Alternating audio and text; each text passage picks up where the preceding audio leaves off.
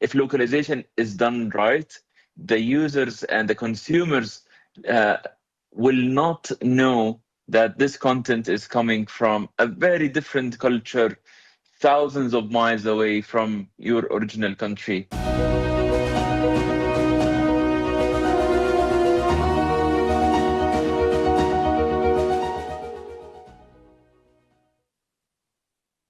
Hassan, thank you Hello, so much Dana. for joining us. Thank you.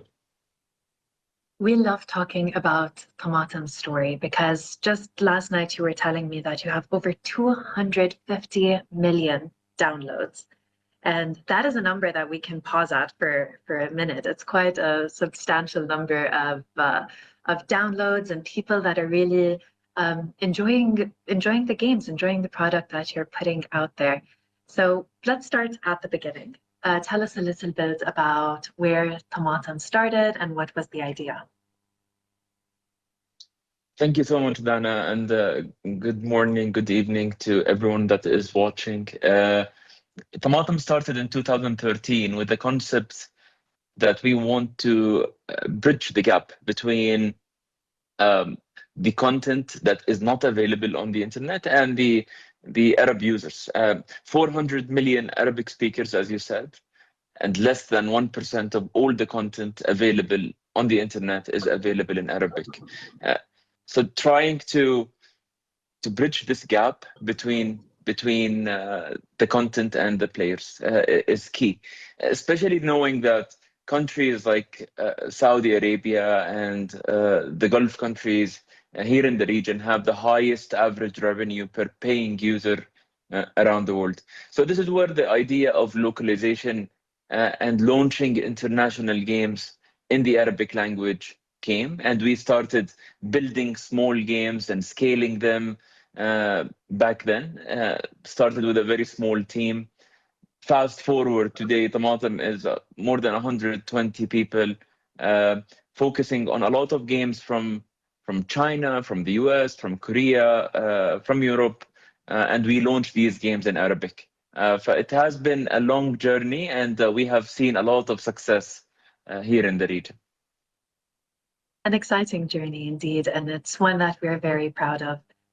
I feel like when we think about the OGs of games and gaming, we have to think of Japan. And the fact that this is also being streamed live at our pavilion in Osaka 2025 is also something really exciting. And you know how they say music is one of the bridges that bring cultures together? I believe that gaming is the other one. So I feel like, irrespective of how old you are, where you're from, games can really bring people together. But when it comes to market entry, gamers today are looking at something that feels a bit more customized to them. Has that been your experience? And what can you say for maybe gaming companies in Japan that are looking to access the 400 million Arabic speaking population? To be very honest, like we grew up in my generation, like grew up on Japanese cartoons and Japanese anime, and we always thought when we were like young that these are Arabic creations and not coming from outside. We were able to so much relate to the Japanese content, and this shows you the power of localization. If localization is done right, the users and the consumers uh, will not know that this content is coming from a very different culture, thousands of miles away from your original country. I strongly believe that uh, we have a lot of potential to localize Japanese content, whether it was games, whether it was uh, any digital form of Entertainment. content that we can launch in Arabic.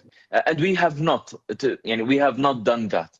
Um, not a lot of effort has been put into collaboration between Japanese companies and companies in the Middle East. And I really look forward for this to be the beginning of some collaboration that can happen. I wish to see more investments from Japanese VCs into the ecosystem here in the region.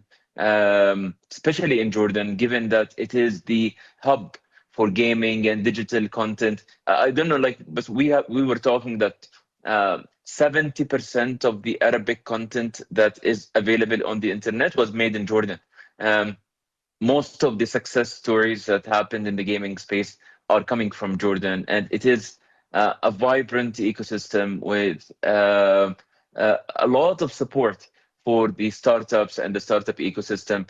Connecting this with a great nation like Japan and taking the Japanese content to the Arabic market has been proven in the past to be very successful, again, through cartoons. But this was long, long time ago. This was like maybe 30 years ago. And then I believe that there was a gap between that period until today. I believe that there is a great opportunity to bring these things together now and be part of this amazing journey here in the Middle East. I completely agree. And I feel like that's why we're here today. And I believe that a lot of the time when we think about modern day gamers, there's there has been a little bit of a shift with the ability to really customize so many things around us, right? I feel like if you think about how we used to consume television and entertainment and how there has been a shift, I think that how much a gamer or a person, even playing casual mobile games, is really invested in the game that they're playing isn't just about language, because a lot of people really argue, like, okay, but now you can do translation really easily. But localization is not translation. And I think that that's something that we really have to expand on. So, what's your take on that? The difference of real, wholesome localization?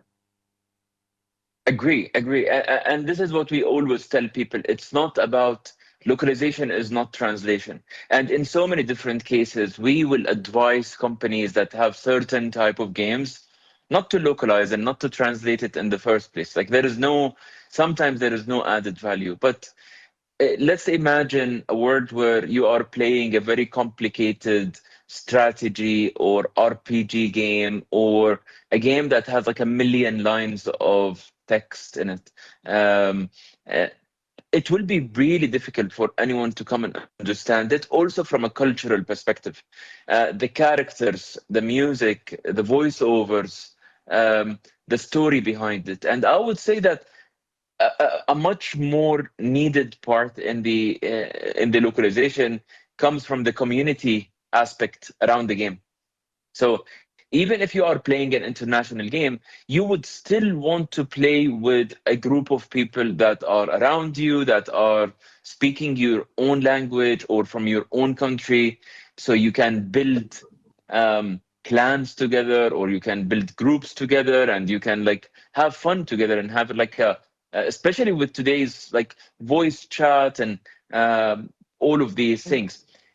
Another aspect is how to market the game. Like, okay, so you have the game, you might have like used AI to translate it and launch it, but figuring out how to reach the right users in the region is a big, big challenge.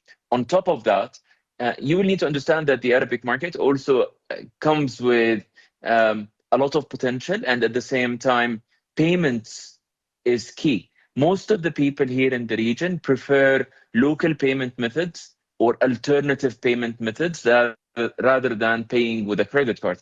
So connecting the games with alternative payments through in different countries, being able to extract money from different markets and be on top of that are a lot of are just like maybe some parts of the services that we will provide to a company or a partner. And this is why we look at ourselves as like an extension to the company that we deal with, and we are an extra hand, an extra help in doing the vision that the company is doing around the world, but in the Arabic speaking market. I would say that today the Arabic speaking market is still young and still a virgin market, especially for the Japanese companies, but the potential is amazing and like the opportunities are endless. And I think that Tamatem is a genuine showcase of how the opportunities are endless with the ability to back all of this up with some really strong numbers. So Hassam, I cannot thank you enough for one, the work that Tamatem continues to do, and two, the strong message that I believe that you've ended this segment on of we're an extension of your team. It's so easy to think that you can just launch a game and if people like it around the world, they're going to play it. But in reality, there's so many different nuances that go into customer adoption of a certain game or a product. So thank you so much, Hassam, and thank you, Tamatem, for being with us today. Thank you so much. It was a great pleasure, and I wish you having like an amazing experience at the booth in Osaka.